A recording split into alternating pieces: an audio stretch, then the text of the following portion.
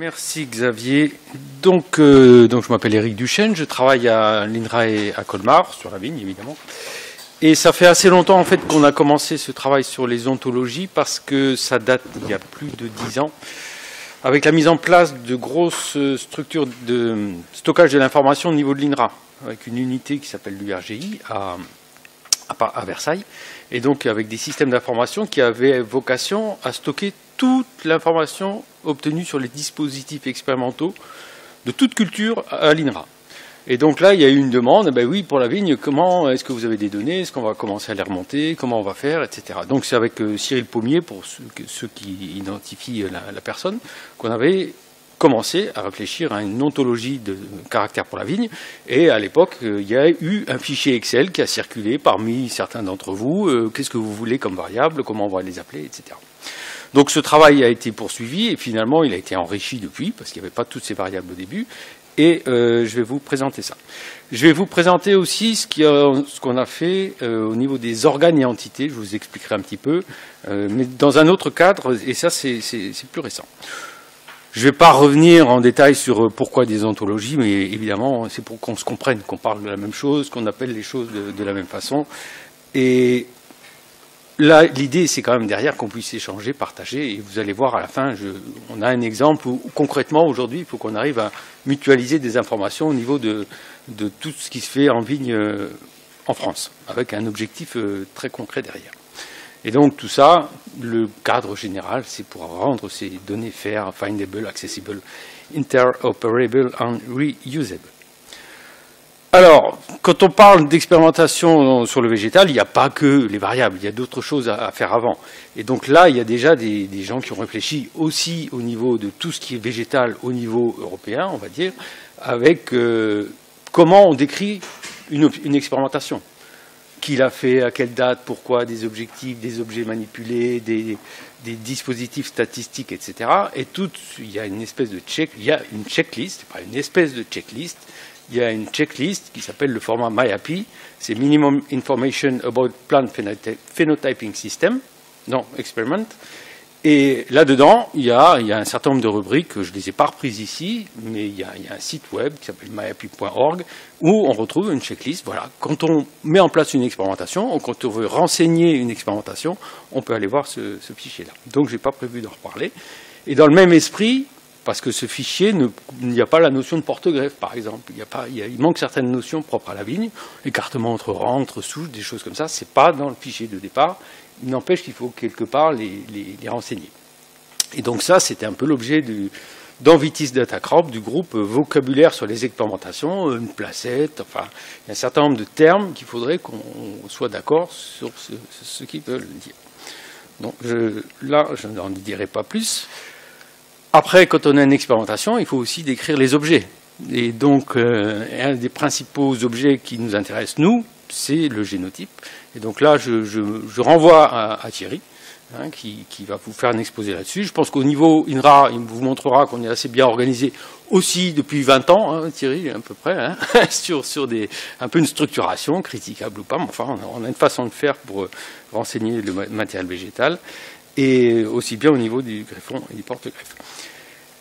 Il n'y a pas que les génotypes dans la vie, donc il y a aussi des expérimentations qui peuvent être... Pourquoi? Non, je sais pas. Pas que les génotypes dans la vie. Je peux le refaire, vous rigolez de nouveau? Non, ça va pas. Donc il n'y a pas que les génotypes, il y a aussi des expérimentations qui peuvent être sur le couvert végétal, la fertilisation azotée ou que sais-je. Et donc là aussi, il y aurait nécessité de standardiser le vocabulaire utilisé. Donc je ne vais pas en parler non plus, mais quand on télécharge le format Excel MyAPI, par exemple, il y a un onglet où des gens ont déjà réfléchi, je vous ai juste mis un extrait, hein, mais il y a une liste de traitements, enfin de modalités, de facteurs étudiés qui ont déjà un certain nombre de référencements qui existent. Je n'ai pas pointé si tout ce qui nous intéressait était là-dedans, mais en tout cas, il y a déjà une base de travail. J'en parlerai pas. Donc, nous, ce qui nous intéresse c'est de décrire les données obtenues. Donc, quand on obtient une donnée, il faut qu'on décrive les organes qu'on a prélevés, qu'on a étudiés, qu'on a mesurés, Et il faut qu'on standardise et qu'on organise les variables qu'on a obtenues sur tous ces objets. Alors, sur les organes, je vais commencer par les organes. On a fait un gros travail dans un projet européen, COST. Donc le projet COST, c'était vraiment cette idée-là. Comment on standardise un peu la façon de faire au niveau européen, mais c'était surtout orienté génomique. Hein, les données de génomique, de RNA sec, de références de génome, etc. Comment on s'organise pour stocker tout ça et pour qu'on se comprenne au niveau européen là-dessus. Et voilà, il y avait un groupe de travail là-dedans.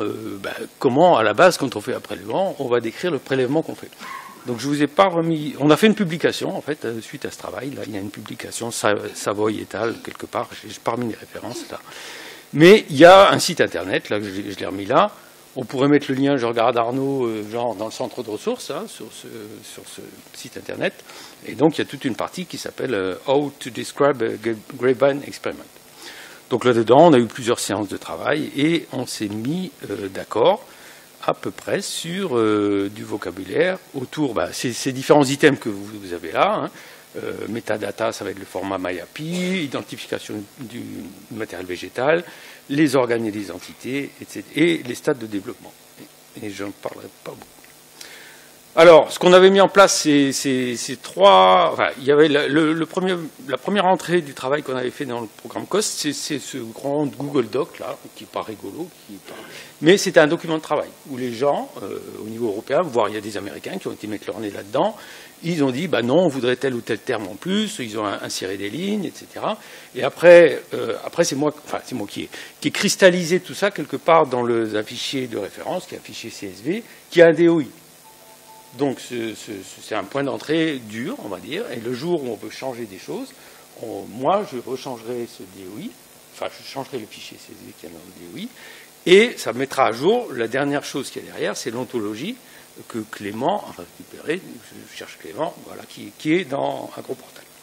Donc il y a une démarche, un document de travail, un CSV que tout le monde peut utiliser, et après une ontologie structurée, on va dire, dans un gros portail. Donc ça, c'est un extrait vraiment de ce qu'il y a dans le fichier sur Google Drive. Je ne vous ai pas tout mis, hein, je ne sais plus combien il y a de lignes, mais j'ai repris quelques exemples dans chacun des items. Donc GAO, on appelait ça Grapevine Anatomical Ontology, je crois, c'est pour ça qu'il y a GAO. Et on a mis des termes. Alors on a commencé la liste avec qui commence par les 1, là, les 10 000, avec des organes qui sont à la fois végétatifs et reproducteurs, genre un bourgeon. Bon, on ne sait pas on ne peut pas le classer. C'est les deux à la fois. C'est à la fois végétatif et reproducteur. Des organes végétatifs avec des feuilles, des limbes, etc. Alors, vous avez une colonne cross-ref parce qu'il y a un certain nombre de termes qui ne sont pas propres à la vigne. Une feuille, un limbe, ça existe sur toutes les plantes. Donc, c'est un doublon. En fait, on a quand même mis en GAO, mais quelque part, c'est décrit ailleurs. Il y a des organes végétatifs, il y a des organes reproducteurs, les baies, les fleurs, etc. Je ne vous ai pas tout mis. Là aussi, il y a un certain nombre de termes qui sont déjà décrits par ailleurs. Au passage, vous voyez qu'il y a le terme français qui a été retenu, ou les synonymes. Hein. Donc on peut remonter avec un terme français à ce GAO quelque chose. Les organes pérennes, les troncs, le bois, l'écorce. Alors, comment dire, ça a l'air figé, mais au départ, ce n'était pas figé, parce que, par exemple, si je prends les baies, on a créé un organe baie verte. Parce qu'au début, on a eu des discussions, mais est-ce que baie, c'est générique? Et on dit, on qualifie les baies, parce que là, vous avez un qualificatif de la baie, whorl ou parthenocarpique. Et donc, il y a eu des discussions. Est-ce que tout ça, c'est des organes différents, ou est-ce qu'on en crée un et on lui met des attributs? Les feuilles, c'est pareil, on a discuté. Est-ce que young leaves, c'est pas pareil, c'est différent de adult leaves? Est-ce qu'on en fait deux? Et on a dit non, on n'en fait qu'un, c'est toujours une feuille, et on peut qualifier avec un adjectif derrière. Mais pour les baies, on a dit greenberry, c'est pas pareil que berry, parce qu'en termes de recherche, on n'a pas la même information du tout entre les deux types. Et on a eu quand même le besoin, on a parlé des ontologies ENO.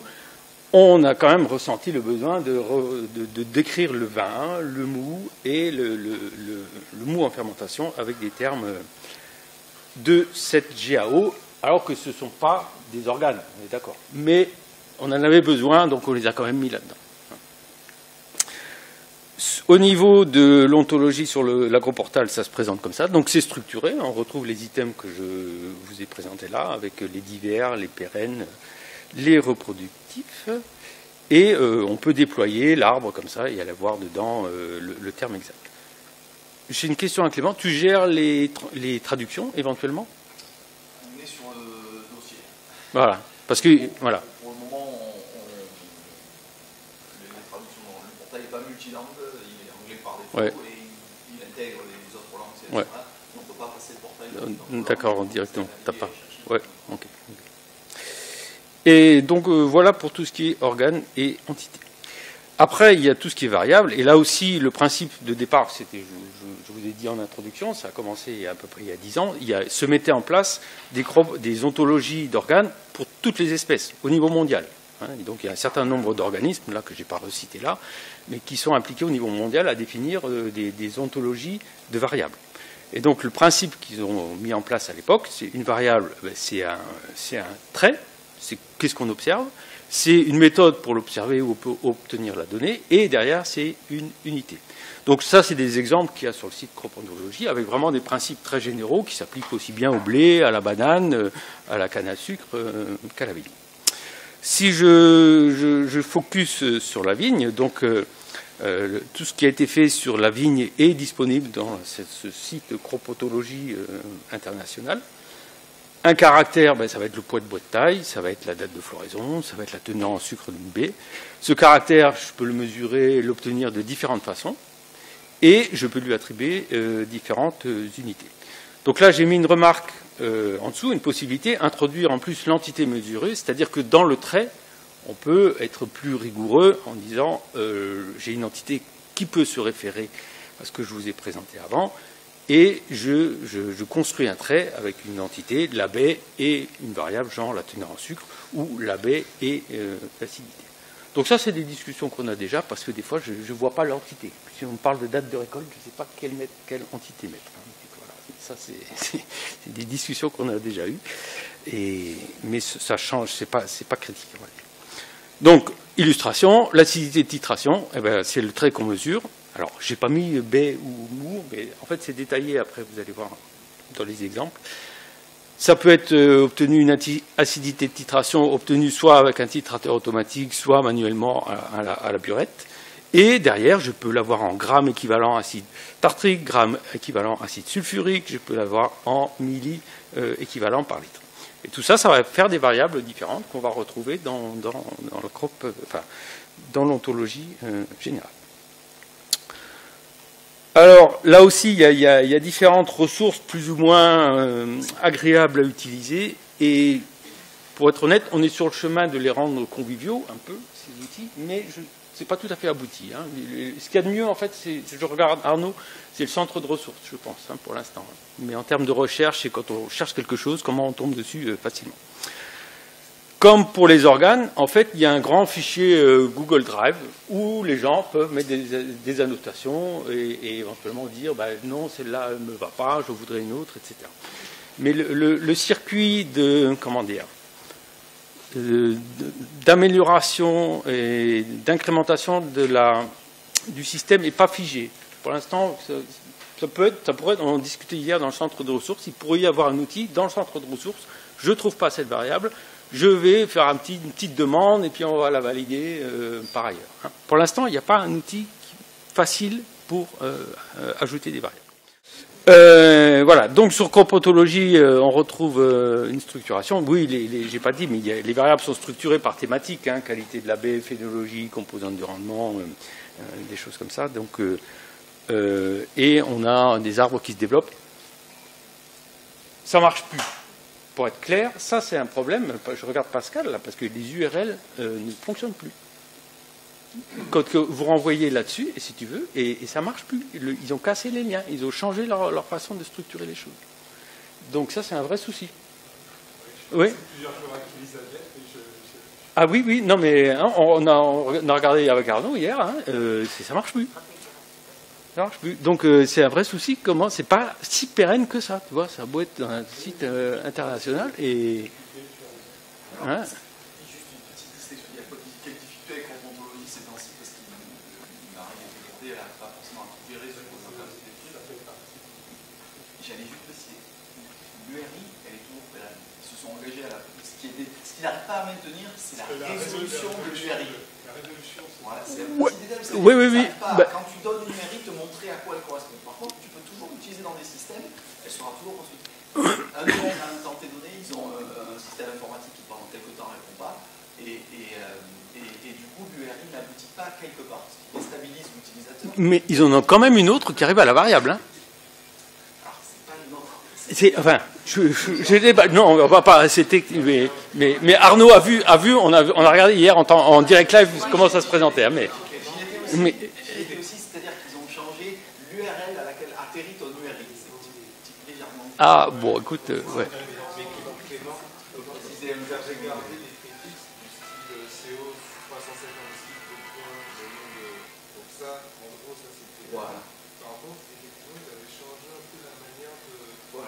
Je les excuse pas, j'ai des difficultés aussi. Mais bon, ouais. J'essaye juste de donner un mini détail. Oui, oui. La notion d'URI, c'est un identifiant qu'on peut utiliser de partout. Sur une feuille de papier, je peux me mettre à utiliser l'URI et il est pérenne pour le temps. L'URL à laquelle je vais, oui. C'est un site web qui prend l'URI et qui me donne une page web correspondante. Et c'est ce donner une page web correspondante qui a changé ces crochet crops ontologie.org. Bon. Bah écoute, voilà, en tout cas, moi, pof, ça fait bug, quoi, tu vois. Désolé. Bon. Donc, elle est déposée aussi ailleurs. Elle était initialement créée pour ça, pour GNPIS. Donc, elle est stockée aussi au niveau de Versailles, et en fait, elle est beaucoup mieux que celle de la compodologie, parce qu'en termes de navigation, de recherche, etc. Donc là, vous avez un exemple avec une structure. Alors, je n'arrive même pas à lire ce que c'est sur la première là, où on voit bien tout en haut, c'est la variable. Tout en bas, il y a l'unité, et on remonte comme ça, on a tout le détail de la méthode, de la variable, de l'unité. Donc ça, c'était mon acidité. Non, c'est la date de floraison. Vous arrivez à lire, vous n'arrivez pas à lire. Voilà, donc ça, c'est l'acidité de titration. Et on voit bien, c'est le même genre d'arborescence. On peut aller voir dedans. Et on aboutit à une variable complète avec le trait, la méthode de l'unité. Donc il y a des variables de qualité et, par exemple, de la fertilité totale aussi. Il y a des variables agronomiques. Donc c'est déjà en utilisation. Une des dernières publications d'Agap, par exemple, ils ont tout référencé avec ça. Ils ont publié, ils ont mis des DOI sur des jeux de données, etc. Et ils renvoient à ce type de vocabulaire. Et Thierry aussi a beaucoup de choses au niveau de l'URJ, par exemple, plein de données de Vassal qui sont disponibles et requêtables avec ce genre de variables. Alors, et la dernière... le dernier endroit où on peut trouver, c'est complètement cohérent, donc il y a 346 variables en tout, c'est le centre de ressources que vous avez vu hier avec Arnaud. Voilà. Et donc éventuellement, sur AgroPortal, pourquoi pas, hein, je ne sais pas...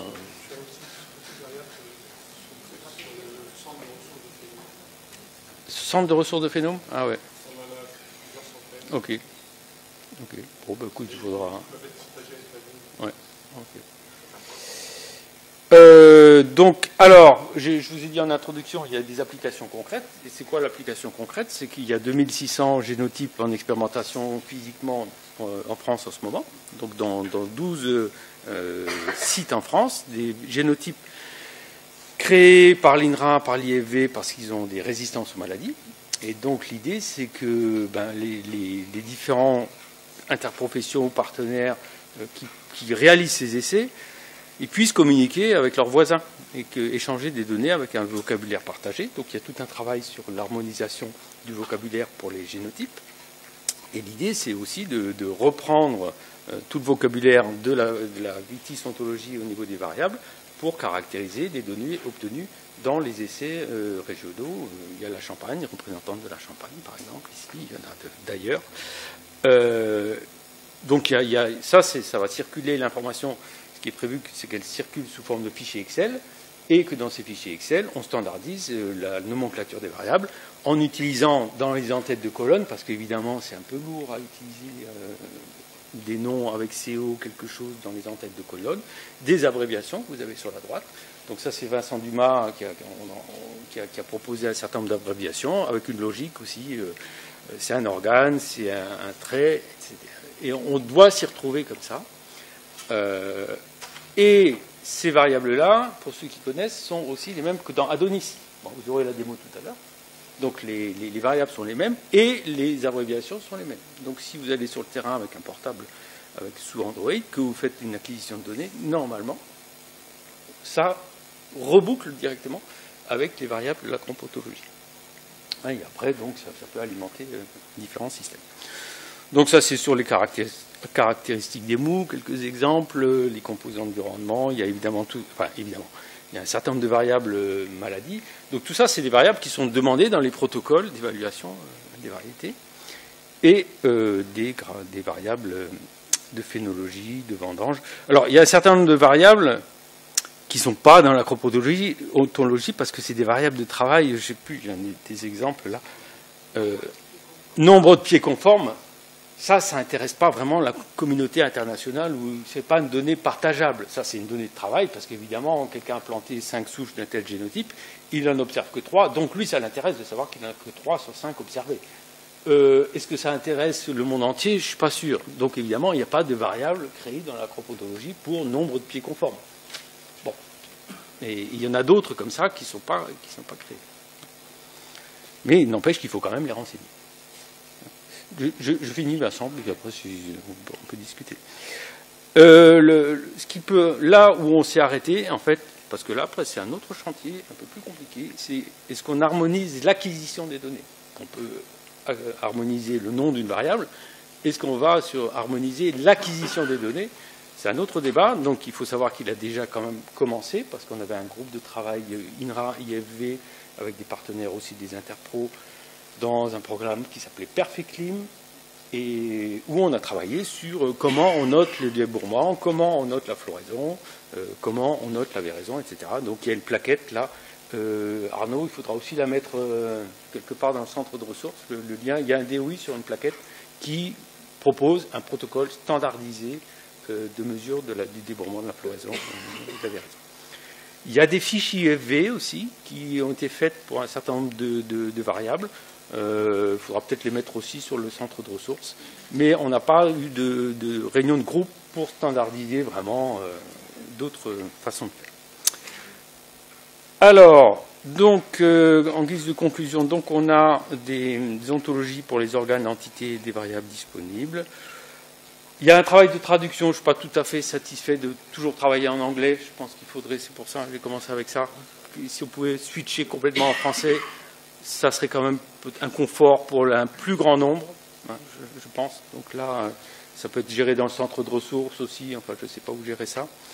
Il y a des ontologies à faire vivre, c'est ce qu'on a commencé à discuter. Comment on ajoute des variables là-dedans, avec quel système un peu formel, c'est pas encore stabilisé ça.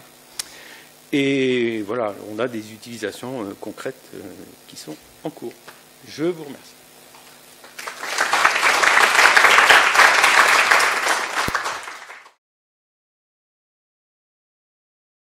La bibliothèque de variables de la compotologie telle que je la présente, ce sont des variables abouties, traitées, comme une date de débourbement, une vendange en kilogrammes par mètre carré sur le terrain. Et c'est pour rebooter par rapport à des outils d'acquisition au terrain. On ne va pas avoir un poids au mètre carré, une date de vendange. Ce n'est pas dans nos habitudes. On va définir un pourcentage et à partir de stades phénologiques, et à partir de là, définir une date. Donc il y a un gap, il faut bien être conscient qu'il y a un gap entre les variables proposées ici, qui sont des variables abouties, d'informations abouties, traitées, et la variable de l'opérateur qui va réellement observer sur le terrain. Donc c'est le poids de la vendange d'une souche ou d'un ensemble de souches, voilà, par exemple.